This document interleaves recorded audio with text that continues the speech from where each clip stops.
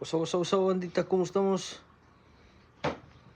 De regreso aquí para mostrarles un poco de la carpintería que hacemos este año. Un nuevo proyecto, vamos a hacer artesanía, primeramente Dios, y con la ayuda de ustedes claramente pues vamos a lograr ese cometido también.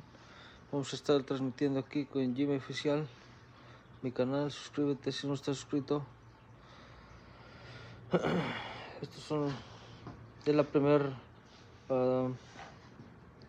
sillón que me aviento. La verdad que no pensé que quedara tan bonito, pero pues vamos a intentarle este proyecto que tenemos. Lo vamos a cumplir. Ya disculpen por la cámara, la verdad soy primerizo en esto y espero me apoyen.